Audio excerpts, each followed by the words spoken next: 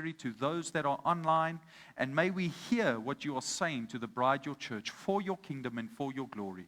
We pray this all in the mighty name of Jesus. And everybody said, Amen. You may be seated in the presence of God. Okay, tonight we are busy with session number 2 of Signs of the Times, Understanding Bible Prophecy. And tonight we're going to look specifically at the rapture. It's part 1 of the rapture. We're going to be dealing next week as well with the rapture. And we're going to see how far it goes, because this is a very, very big topic in the Bible. It's a central event outside of the resurrection of Jesus Christ. The crucifixion of Jesus Christ, the second coming of Christ is a central event, the second coming and the rapture. Now, I quickly want to do revision of last week. Now, last week, we spoke and we laid down a little bit of a foundation as we go into this course. And we spoke about having a prophetic foundation. And our foundation must always be in God's Word. Who of you agree? What I've come to see and understand, especially in speaking to people around the end times, is that a lot of what they know, a lot of what they've heard comes from somebody's opinion or speculation or doctrine, something they read in a book or a clip they listen to or a podcast that they were listening to. They have listened to something or someone and they formed an opinion around speculation. And I just want to say this, as a pastor, I want to tell you, there's a lot of stuff out there regarding the end times that's just pure speculation, okay? It's speculating when, how, maybe, could it be, should it be. It is not a definite. And that's why we spoke about last week, we need to have foundation in God's Word. If we speak about the end times and somebody comes and ministers about the end times, where is it in the Scripture? Where is it in the Bible? Because the Word of God is our foundation. If you're going to tell me, this is what's going to happen, this is what's going to take place, let's get into God's Word and let's read it in God's Word. Otherwise, if it's not in God's Word, pass, I don't want it. Okay? Who of you are with me? Everybody say out loud, if it's not in God's Word, I don't want it. Okay? Remember, the number one warning Jesus gave about the end times was not against the Antichrist, was not against the mark of the beast. It was not against anything in this world. It was against deception. He said, watch that nobody deceives you. Okay? Matthew chapter 24, verse 4. He said, watch that nobody deceives you. Okay? That was the biggest warning that Jesus gave when he started speaking about the end times, when he gave his commentary on his second coming. He warned the church not once, not twice, but 3 times in the Scripture. He warns us of deception that's going to take place in the last days. In fact, it's the greatest warning to the church in the New Testament before the second coming of Christ, that there's going to be a great deception. And you and I, if we're going to become deception-proof, we have to get into God's Word. Show me where it is in God's Word. Now, a lot of times people will send me a clip, and I'm all for it because as a pastor, I want to be able to make sure you're getting the right information, that you are not misled, that you are not going down a rabbit trail, so to speak. I want to know if you need help. So if there's something you don't understand, if there's something that's bugging you, and you send me a WhatsApp and you say, Pastor, look at this clip, or look at this reel, or Pastor, what do you think about this, what this preacher is saying? I like that because I want to help my people. I don't want you to be deceived. But a lot of times people will send me stuff and then I will just simply ask the question, can you find it in the Bible? And I ask it repeatedly, can you find it in the Bible? Where is it in the Scripture? No, I can't. Well, then why are we listening to it? And why is it bugging you? Okay? Are you all with me? We need a strong prophetic foundation. You see, if your foundation is right, you can build upon that foundation. But if your foundation is wrong, you're just going to take in everything you hear, you're going to believe everything that is said, and later on you're going to build upon a faulty foundation. Are you all with me?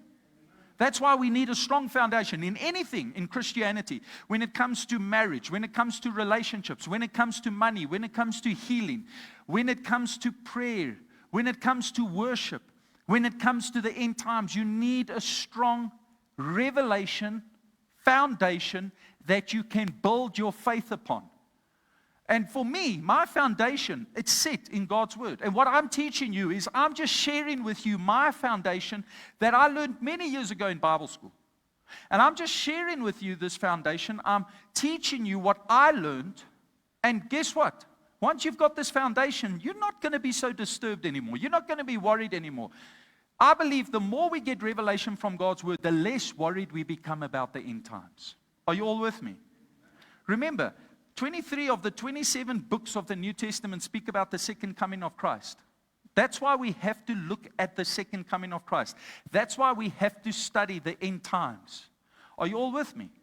In fact, if you read the book of Revelation, Revelation chapter 1 verse 3, the book of Revelation says this: Blessed is he who reads the words of this prophecy, and blessed are those who hear it and take to heart what's written in it, because the time is near. It's the only book in the whole Bible that includes a promise if you read it and understand it. But blessed is he who reads the words of this prophecy. So, not fearful, not worried, not concerned, not disturbed, but blessed. If you read biblical prophecy from a faith standpoint, then you should get excited about the future. I don't know about you, but I'm excited at the thought that Jesus is coming back. I'm excited that he can come back any minute and we're going to spend eternity with him. For me, I would love it. If it could happen tonight, I would be happy. You know why? Then I don't have to worry about the end of the month, the budget and the bills. And you know what? Then I know we are in the presence of God. Me, my wife, my children, my church, we're all in the presence of God. We enjoy the presence of God. I don't have to worry about load shedding anymore. I don't have to worry about water shortages. I don't have to worry about the economy. And I don't have to worry about this and that. Guess what? You're in the presence of God. You're there in eternal bliss, in eternal joy. Who wouldn't want that? Amen. So I'm excited at the thought that the Lord Jesus Christ can come. And I want to echo it. 23 of the 27 books of the New Testament speaks about the second coming of Christ. In fact, the book of Revelation, the central event is the second coming of Christ. And that's why we're speaking tonight specifically about the rapture. We are speaking about the rapture of the church. Now, I want you to know this. Listen to what 1 Thessalonians chapter 4 verse 17 says, because I'm going to show you now in the scripture that rapture is actually biblical. There are many people online, I've heard, there are many people that have written, I've read, that say that rapture is not biblical. I'm going to show you tonight that it is biblical, okay? And in the Amplified translation, I actually put it from the translation that I was reading from and studying from. And listen to what 1 Thessalonians chapter 4 verse 17 says, speaking about that day when Jesus will return at the trumpet sound on the clouds. Listen to this. Then we who are alive and remain on earth will simultaneously be caught up, raptured, together with them, the resurrected ones in the clouds to meet the Lord in the air. So we will always be with the Lord. Okay? We will be caught up, raptured. Now, if you take that word caught up and you translate it into the Greek, it's the Greek word rapazo. Rapazo translated is rapture. What does rapazo mean? To grab, to snatch, to seize, to take by force. In the twinkling of an eye, just like that, we're going to be raptured. In fact, 1 Thessalonians chapter 4 verse 16 speaks about how first the dead in Christ are going to rise up. And then verse 17 speaks about those that are alive in Christ are then going to rise up. So what's going to happen when the rapture occurs? That's why we call it the rapture, because we get it there from that Greek word, rapture. When the rapture occurs, there's going to be a trumpet sound. It's going to blast. The whole earth is going to hear it. Okay? And when there's that trumpet sound, all of a sudden, those that were in Christ, who have confessed Christ, are going to rise up from the dead. Graveyards are going to look like plowed fields. You're going to see graves just literally open up, and there are going to be holes right through graveyards. It's going to happen. Prophetically, I'm telling you, it's going to happen. And then right after that, all of a sudden, we're going to go. You're going to be in church, you're going to be worshiping God, and all of a sudden, there we are in the glory cloud. Amen. En dan kyk ons vir die res wat dit nie gemaak het nie en sê, "Hey, wat maak jy daaronder?" Huh? There's nobody here. Every one of you are going to make it. Amen. But we're all going to be caught up with him in the air. That is the rapture. Now, let me quickly just give you the difference between the rapture and the second coming of Christ. Okay, the rapture speaks specifically about us being caught up in the air with him. You read that with me. Okay, go to Matthew chapter 24, verse 30. This deals with the second coming. Now, the rapture is when the church, those who are in Christ, are caught up in the air. The second coming deals with Jesus then, who comes down from heaven to earth, and now he begins the battle of Armageddon, and what eventually follows is the 1,000 rule of Christ. 1,000, a millennium of peace. Okay? So listen to this. At that time, the sign of the Son of Man will appear in the sky, and all the nations on the earth will mourn. Not everybody's going to be happy to see Jesus coming back. They will see the Son of Man coming on the clouds of the sky with power and great glory. Verse 31. And he will send his angels with a loud trumpet call, and they will gather his elect from the four winds, from one end of the heavens to the other. Verse 32. Okay, but anyway, there Jesus speaks about he's going to come back. Okay? He's going to come back and he's going to rule and reign here on earth. But first, Thessalonians chapter 4, verse 16 and 17 speaks about how those that are in Christ are going to be caught up with him in the air. And then it speaks about how Jesus is going to eventually come back down and he's going to rule and reign here on earth. Are you all with me? Okay, so there's the rapture, and then there's the second coming of Christ that leads to the rule of Christ. Are you all with me? Let me quickly, is there anybody that's got a question regarding that? Is everybody happy with that? Okay. If you've got a question, you can WhatsApp me. Okay. If there's something that you're not sure of, you don't understand. Okay. Now, in dealing with this, you and I must understand the importance of being excited and having an anticipation for that day, for the rapture, when we're going to see Christ.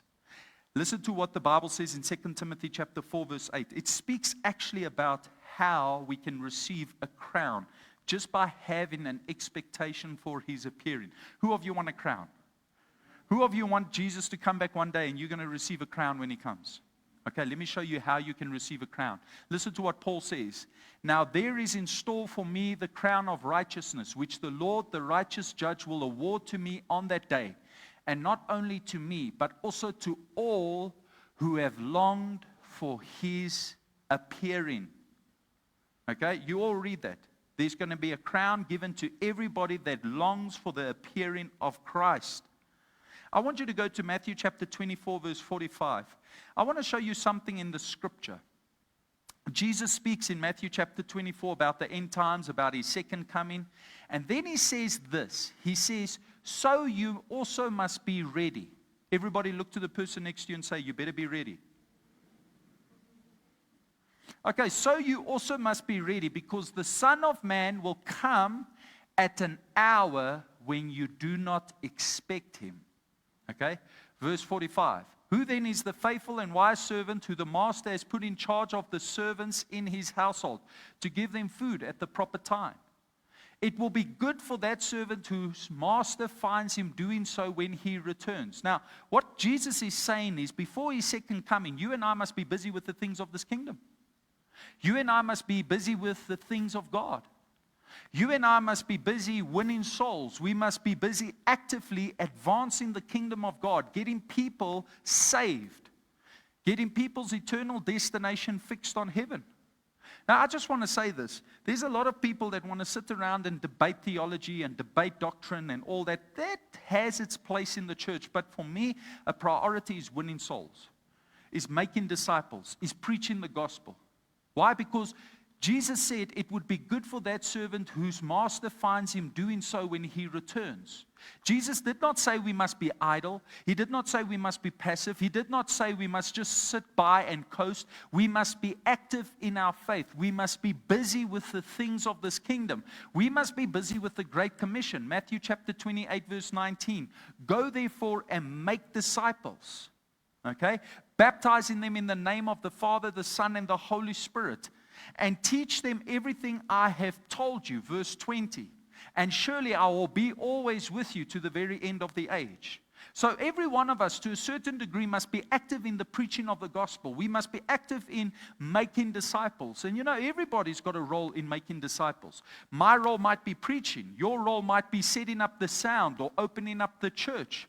Or your role might be leading people into worship so that souls can be saved, so that people can be discipled. But all of us are playing together a role so that God's kingdom can advance. And let me just say this.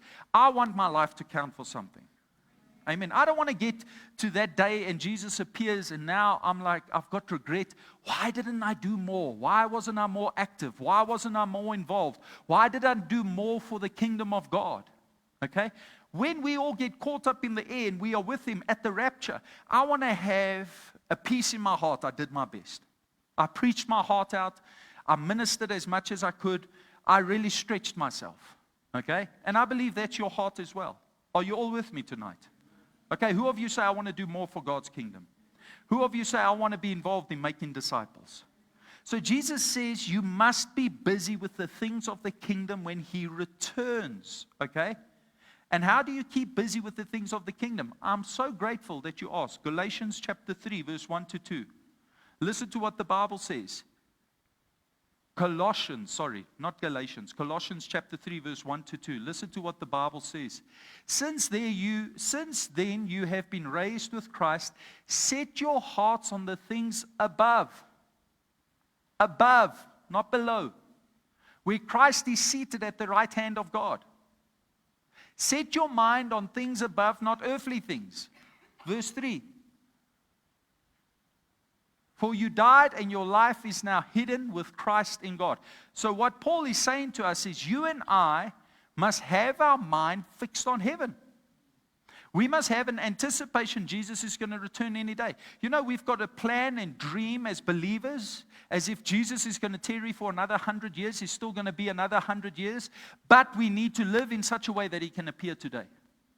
So we need to live with such an anticipation He can come today. He can come tonight. That trumpet can sound. And all of a sudden we're caught up in the air with Him. But I'm going to dream. I'm going to plan. I'm going to work as if there's going to still be another 100 years for me to work and make disciples. Are you all with me? So it doesn't mean I go stick my head in the sand. It doesn't mean that I don't dream. It doesn't mean I don't plan. It doesn't mean that I stop having children because He might return any moment. No, I'm just going to keep going. I'm going to be productive. I'm going to be fruitful. I'm going to multiply. I'm going to put my hand to the plow. I'm going to work. I'm going to pray. I'm going to intercede. Because that's what Jesus said. Blessed is he who does what the master wants him to do when the master returns. Okay? But I want to show you now the opposite. Listen to what Jesus says in Matthew chapter 24, verse 48 to 51. Listen to this. And this is another attitude that Christians have. But suppose the servant is wicked and says to himself, my master is staying away a long time. And then he begins to beat his fellow servants, to eat and drink with drunkards. The master of that servant will come on a day when he does not expect him and an hour he's not aware of. And he will cut him to pieces and assign him to a place with the hypocrites where there will be weeping and gnashing of teeth. What Jesus is saying in effect here is you will have two servants in the church at the second coming. You will have two types of believers. You will have the one that is expectant for Jesus to come. They're busy with the things of the kingdom. They're living in such a way that they don't want to do anything that's going to upset the Lord. I believe it's 1 John chapter 3, if I'm not mistaken, verse 1, that says if you look forward to the second coming, you purify yourself. You purify yourself. Okay? I can't remember which one was it. Verse 2. You purify yourself. You make sure that you live in a way that is pleasing. Yes, there we go. Dear friends, now we are children of God, and we will be, and what we will be has not yet been made known. But we know that when He appears, we shall be like Him, for we shall see Him as He is. Verse 3, listen to this. Listen to what the Bible says. Everyone who has this hope in Him purifies himself, just as He's pure. What John is saying is if you constantly look to the second coming of Christ, you don't get busy with the things of this world. You don't get stuck in sin. You make sure you're far away from those things because He's going to come any minute. Any minute He's going to come. I don't want to be busy with things that are immoral. I don't want to be busy with things that are corrupt. I don't have time to play marbles. I don't have time to entertain myself with the things of this world. I want to be busy with the kingdom. So what do? I purify myself. Sorry, I don't do that because my master's coming back. Sorry, I don't get involved with that because my king is about to return. I'm expectant for my king to return. I'm expectant for my master to return. I'm busy with the things of this kingdom. I'm busy with what he wants me to do. I'm in his service. Imagine going to war. And you've got a general above you, and you are a soldier under the command of a general, and the general sends you to the front battle lines. And you decide, no, you're not going to go to the front battle lines.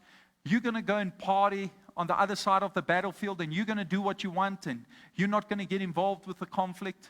What's going to happen? When he catches you, he's going to throw you in jail. Why? Because you disobeyed his command.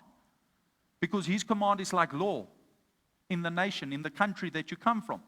And because you disobeyed, you're going to be thrown into jail.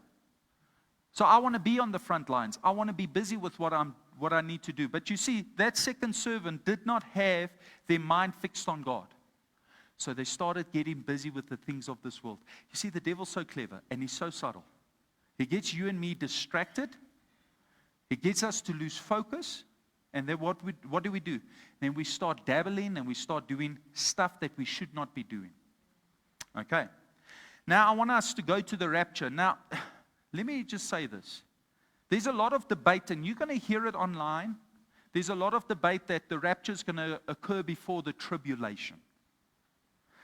Or the rapture is going to occur in the middle of the tribulation. Or the rapture is going to occur at the end of the tribulation. What's the tribulation? The tribulation is a 7-year period that will come, and it comes from Matthew chapter 24, verse 14 up to, I believe, 24, 25. It starts with trouble, and it ends up with great trouble after the abomination of desolation. So there are many people that preach that the rapture of the church occurs before the tribulation. Okay? And then there are people that preach that in the 3.5 period, in the middle of the tribulation, Jesus will come and take his church, and eventually he will come back later for the second coming. And then there are people that preach, oh, no, we're all going to go through the tribulation. He's going to come at the end of the tribulation. Now, let me just say this. The Bible does not explicitly say when the rapture is going to occur. Did Jesus not say nobody knows the hour or day? So we cannot definitely say when it's going to happen. Okay? But we should have the attitude of what Jesus told us to do in Luke chapter 12, verse 35 to 40. And listen to what Jesus said in Luke chapter 12. I want to get the scripture here.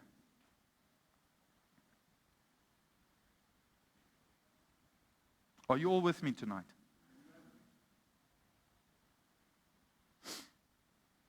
He said this in Luke chapter 12, verse 35 to 40. Be dressed and ready for service. Keep your lamps burning. If you understand anything about scripture, lamps, lights is influence and impact. Okay? Like servants waiting for their master to return from a wedding banquet, so that when he comes and knocks, they can immediately open the door for him. It will be good for those servants whose master finds them watching when he comes. Truly I tell you, he will dress himself to serve, will have them recline at the table, and will come and wait on them. It will be good for those servants whose masters finds them ready, even if he comes in the middle of the night or toward daybreak. Now notice what Jesus says there in verse 38. He can come in the middle of the night, he can come 3 o'clock in the morning, he can come at sunset. You don't know. Pre-tribulation, mid-tribulation, post-tribulation, you don't know. Be ready. Be ready. You see, I think sometimes we're trying, because I think it's human nature. We want to know far out ahead what's going to happen, what's going to take place. And then we forget that when we come to salvation, the Bible says we walk by faith, not by sight. 2 Corinthians chapter 5, verse 7. In other words, we go by what God speaks into our hearts like Abraham. We don't go by what we see. But we, as believers, we fall into this trap. I want to know. I want to know. I don't want to be caught off guard. But this is where faith comes in. You've got to be ready. You've got to be serving. And just put your faith in Him and leave the rest up to Him. He's going to come back. And when He comes, it will be at His time. Are you all with me? We don't have to try and figure out those details. He didn't give it to us for a specific reason. You know how people are. You know human nature. If you know somebody's coming at a specific time, then you're going to make sure that you will do whatever you want till that time you repent and then you will get saved. And that's not how salvation works. Salvation is a lifestyle. It is a conviction. It's saying, I want to live for God. You know, the other day my wife said to my children, you know, your dad is coming back at a certain time. This house better be clean. So guess what? They played around. But about half an hour before I was going to come home, they quickly cleaned the house. Because they knew that little period, they better get the house clean. They better sort out their stuff. They better pick up their stuff. But they knew there was a certain time. So they took their chances and they pushed it to the last few minutes, and then on 99, they quickly fixed up everything. Human nature. And Jesus says, that's not how you are to live in my kingdom. You are always to be ready. You are always to be serving. Whether I come back at this time or that time, what is it to you? Be ready. He goes on further to say in verse 39 to 40, but understand this, if the owner of the house had known at what hour the thief was coming, he would have not let him into his house to be broken into. So you also must be ready, because the Son of Man will come at an hour you did not expect him. You don't know when. You can't figure it out. God did not tell you. If He wanted you to know, He would have told you. Are you all with me? Okay. So I want us now to look at the rapture. Now, in weeks to come, I'm going to speak more about the rapture, and then I'm going to speak about the second coming. I want you to have clarity, okay? I want you to know this is such a deep subject, you can't just do this in 1 hour. So I want you to commit that over this next few weeks, you're going to really dig into these teachings. You're going to get this foundation. You don't eat a 3-course meal by only eating 1 course and then leaving the other 2 courses, okay? It's not the complete meal. Eat the whole meal. Eat the starters, the main, and the dessert. Are you all with me? Look to the person next to you and say, eat the whole meal. Moenie halfpad eet nie. Eet alles.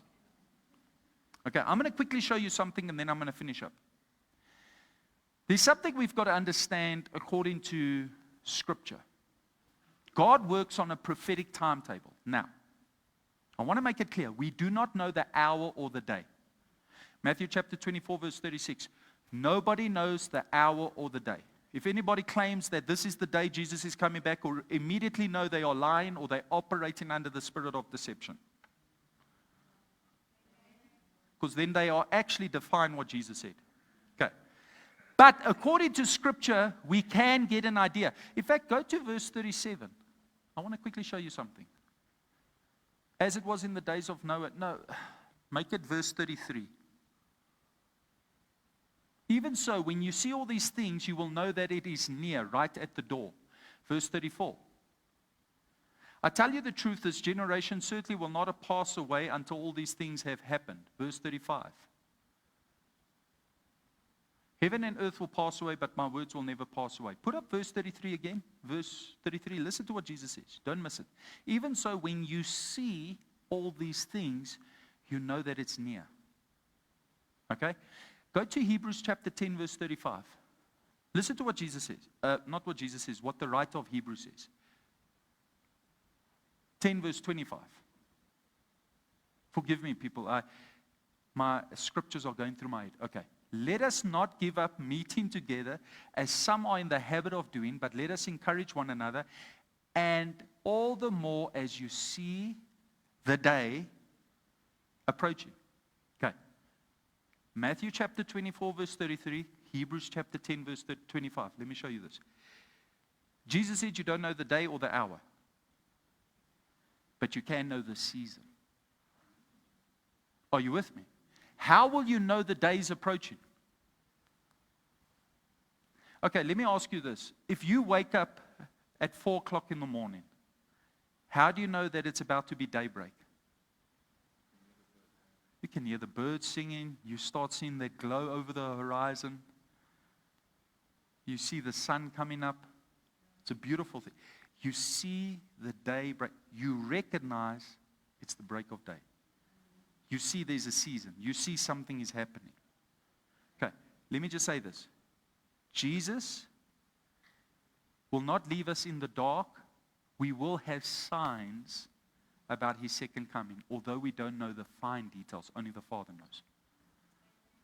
Okay, I'm going to show you, according to Scripture, there's a prophetic timetable we can follow. Now, I'm just going to share it with you. Okay, a lot of people don't have this prophetic timetable, but you're going to have it after tonight, so that you can see how God works according to Old Testament festivals and New Testament prophecy. Okay, in the Old Testament, there are 7 feasts. Okay, and these 7 feasts hold keys to the next prophetic events on God's timetable. Now, the Jews have got 7 feasts. The first feast is the Feast of Passover. The second feast is the Feast of Unleavened Bread. The third feast is the Feast of First Fruits. The fourth feast is the Feast of Pentecost. The fifth feast is the Feast of Trumpets. The sixth is the Day of Atonement. And the last one, the seventh, is the Feast of Tabernacles. Now, notice something. In the seasons of the Jewish calendar, the first 4 feasts take place in the spring. Passover, Feast of Unleavened Bread, Feast of First Fruits, Feast of Pentecost, all take place in spring, the season. Are you all with me? Can you put up Matthew chapter 24, verse 32? Okay, so the season, okay? Listen to this. Now learn this lesson from the fig tree. As soon as the twigs get tender and its leaves come out, you will know that summer is near. Season. Okay, seasons. Then the next 3, okay, it's autumn. The Feast of Trumpets, the Day of Atonement, the Feast of Tabernacles. Okay, why is that important? One half fell in one season prophetically, the other half falls in another season prophetically. Spring has already been fulfilled. Autumn needs to be fulfilled still in Scripture. I'm going to show you, okay? Now, I'm going to show you according to Scripture that every prophetic event according to God's timetable has been fulfilled. Passover, Feast of Unleavened Bread, Feast of First Fruits, Feast of Pentecost. But the last 3 are yet to be fulfilled. Now let's look at it. Let's get into the Word. Okay. Number 1, the Passover feast. This was instituted by God in Exodus chapter 12, verse 13. You all remember when the Israelites were in the land of Egypt, and God was about to set them free after he rained down plagues from heaven, 9 plagues, and the last and final plague was the plague of death. And he told the Israelites that they were to sacrifice a perfect, spotless lamb, and they were to take the blood and paint it on the doorpost of their home. And then he said, this will be a sign for you on your houses where you are, and when I see the blood, I will pass over. That's where we get Passover. And no destructive plague will touch you when I strike Egypt. So this would become then, for the Israelites, verse 14, a celebration for generations to come. So God says, this is the day you are to commemorate. For the generations to come, you shall celebrate it as a festival to the Lord, a lasting ordinance. So what God was saying is, you are to take a perfect lamb, paint the blood on the doorpost. The blood will be your safety and security. And then I want you to celebrate this event for generations to come. Because you must remember this day I set you free from Egypt. The lamb in the book of Exodus points to Jesus. Now, this is a picture of what would happen at the cross. Jesus, the perfect Lamb of God, would die on the cross. His blood would be shed so you and I can be spared judgment and destruction. John chapter 1 verse 29. Look, the Lamb of God who takes away the sin of the world. Revelation chapter 8 verse 9. And when they had taken it, the 4 living creatures and the 24 elders fell down before the Lamb. Verse 9, and they sang a new song saying, you are worthy to take the scroll and to open its seals because you were slain. And with your blood you purchased for God persons from every tribe, language, people, and nation. So Jesus is that picture. In the book of Exodus, he's the Passover lamb. You can all find this symbolism in the Old Testament, a manifestation in the New Testament. Are you all with me? Okay, now, the day Jesus was crucified, listen to what I'm saying, was the very day of Passover. Okay. It was Passover, the very day that Jesus would be crucified. Listen to what the Bible says in John chapter 19, verse 14. It was the day of the preparation of Passover. It was about noon. And Pilate said to the Jews, "Here is your king." Okay, think about this. For thousands of years, the Jews celebrated the Passover, and at that very Passover, the very Lamb of God came and was presented to them. And Jesus becomes the fulfillment of the Passover lamb. He fulfills the Passover feast. In fact, Paul goes on to write in 1 Corinthians chapter 5, verse 7, "Get rid of the old yeast, that you may be a new unleavened batch, as you really are. For Christ, our Passover lamb, has been sacrificed." Are you all seeing what I'm seeing? Okay, Passover points to the crucifixion of Jesus. Exodus points to the cross. Okay. Jesus fulfilled it on the day of Passover. To the day.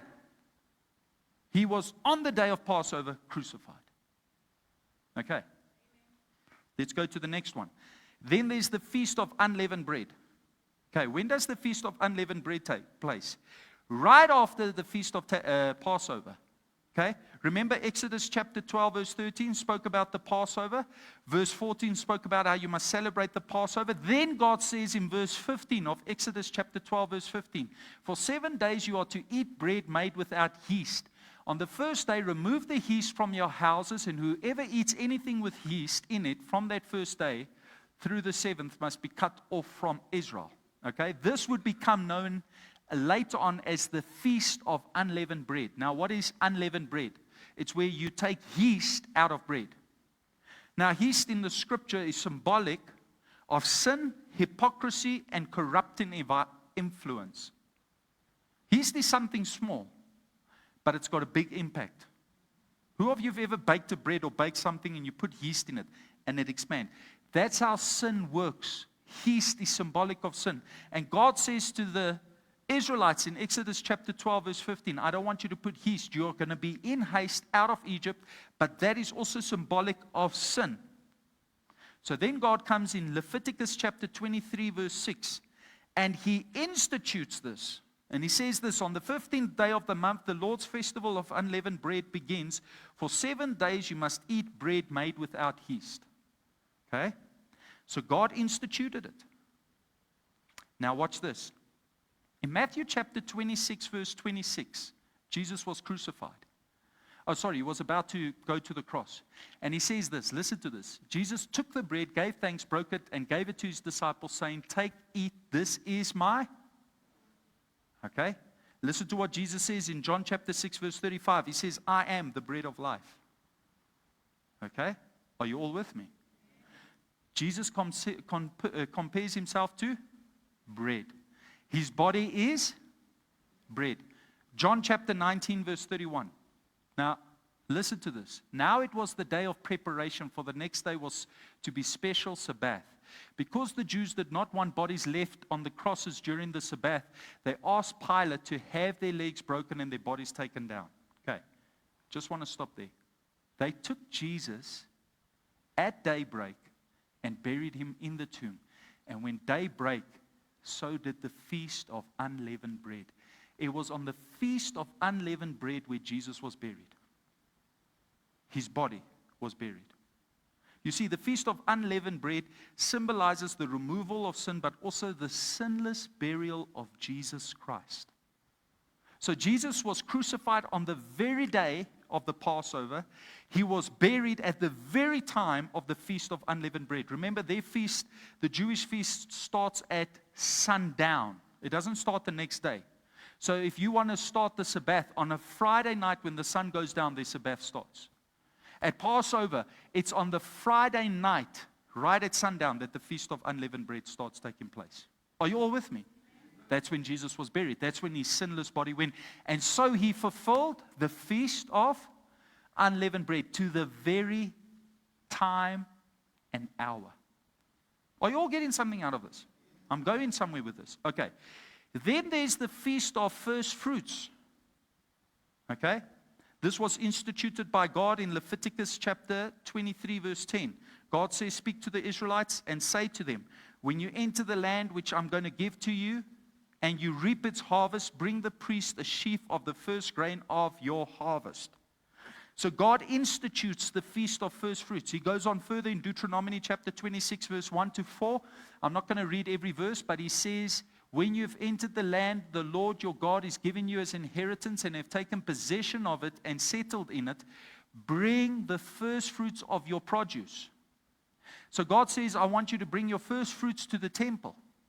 I want this to be a celebration, a testimony that I've provided for you. I want you to testify to generations to come that I have made a way for you. Okay? But the first fruits festival is actually a picture in the Old Testament of a New Testament resurrection. Let me show you. 1 Corinthians chapter 15, verse 20 to 23. Listen to what Paul says. But Christ was indeed been raised from the dead, the first fruits of those who have fallen asleep. The first fruits of those who have fallen asleep. For since death came through one man, the resurrection of the dead also came through a man. For as in Adam all die, so in Christ all will be made alive. But each in turn, Christ the first fruits, then when he comes, those who belong to him. Get this. In the Old Testament, the first fruit festival, symbolic of the resurrection in the New Testament. When did Jesus rise? He rose on the third day. You know what was the third day? It was the festival of the first fruits. So he died on the Passover.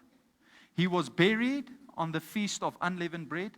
And he rose on the first day, which was the day where the festival of first fruits began.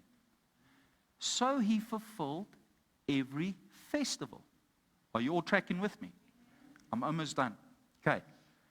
Then comes, in the Old Testament, the Feast of Pentecost. This always takes 50 days after Passover. So where there's Passover celebration, immediately 50 days after, there's going to be Pentecost. The Jews know it as Shavuot, or the Festival of Weeks. This commemorates the giving of the Torah at Sinai. We see in Exodus chapter 32, verse 28, how God gave the law to Moses, and that was the Old Testament Pentecost. And what happened? The people did not obey the law, and 3,000 people died. In the Old Testament Pentecost. That's rough back then in church. You didn't listen? Laat jy maar gaan. Okay? Who of you are glad for New Testament mercy? Okay? Exodus chapter 32, verse 28. The Levites did as Moses commanded. That's the pastors, the priests of those days. They did as Moses commanded, and about 3,000 people died that day. On Pentecost, Old Testament. New Testament, 50 days after Jesus dies on the cross, what happens? Acts chapter 2, the Holy Spirit gets poured out. On the day of Pentecost. And what happens on that day? Acts chapter 2, verse 41. And 3,000 people come to salvation. In the Old Testament, the law was given, 3,000 people die. In the New Testament, the Holy Spirit is given, life is given, 3,000 people come to salvation. Jesus fulfills the Feast of Pentecost. He himself said in Acts chapter 1, verse 8, you will receive power from the Father above. You will receive power when the Holy Spirit comes upon you. He says there in John chapter 14, verse 26, he says, but the advocate, the Holy Spirit, whom the Father will send in my name, will teach you all things and will remind you of everything I've said to you. So Jesus says, there's coming somebody, I must go so that the Holy Spirit can come. I can only be one. When the Holy Spirit comes, He can be me in you wherever you go. No matter how many of you are there. We can now all be Christ-like. Are you all with me? Jesus fulfills the Feast of Pentecost. And when did it happen? On the day of Pentecost. Now, you can't make this stuff up. Exactly on Passover, Jesus is crucified, the Lamb of God. On unleavened bread, the body is buried. On the first fruits, He rises from the dead. On the day of Pentecost, the Holy Spirit is poured out, fulfilled on the exact day. Why do I say all of that? Because the only 3 festivals that are yet to be fulfilled is the autumn festivals. Spring has already been fulfilled in Scripture. Autumn must still take place. Are you all with me? Okay? The next festival and the next thing that must take place must be the rapture. Are you with me? The very next event is the rapture, because it's the Feast of the Trumpets. What's going to happen at the rapture? There's going to be a trumpet blast. 1 Thessalonians chapter 4, verse 16. You see, if you understand the Feast of the Trumpets, it speaks to the second coming of Christ. For the Lord himself will come down from heaven with a loud command, with the voice of an archangel, with the trumpet call of God, and the dead in Christ will rise up first. There's the fulfillment of the trumpet, the Feast of Trumpets. It's not yet been fulfilled. Are you all with me? Okay, let me quickly do something. Now, I'm not going to start predicting dates and times. But it's not coincidence that Passover was fulfilled on the day. It's not coincidence that the unleavened bread festival was fulfilled on the exact time. It's not coincidence that the resurrection happened exactly on the first fruits, and it's not coincidence that the Holy Spirit was poured out on Pentecost. Okay? Can it be, just asking, that it will be exactly on the day of trumpets when Jesus will return? Let's quickly look. I'm typing this into Google. When is the Feast of Trumpets?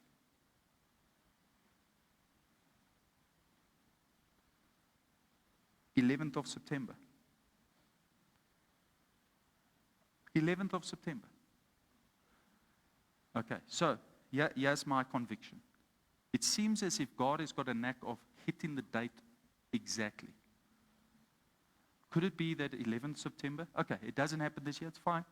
But could it be the next Feast of Trumpets? Could it be the next Feast of Trumpets? Are you all with me? Why is he so accurate, God, in his prophetic timetable? You see, if you want to see what God does, if you want to see what God's going to do, you've got to look at what he's done. If you look at God's track record, you can prophetically already begin to spell out what he's going to do. Are you all with me?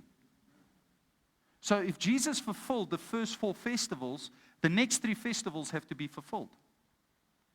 Now this is the Feast of Trumpets. It was instituted by God in Leviticus chapter 23, verse 24. Listen to what Leviticus chapter 23, verse 24 says. God speaking, say to the Israelites, on the first day of the 7th month, you are to have a day of Sabbath, a rest, a sacred assembly commemorated with trumpet blasts. In the Old Testament, trumpet blast was a call to repentance. New Testament, the trumpet blast is a call for saints to gather. Are you all with me? Okay? And this has to yet be fulfilled. The Feast of Trumpets have not been fulfilled yet. It's the very next thing that must take place. It's the very next thing on God's prophetic timetable. So, what's going to happen next? The rapture. Jesus coming on the clouds.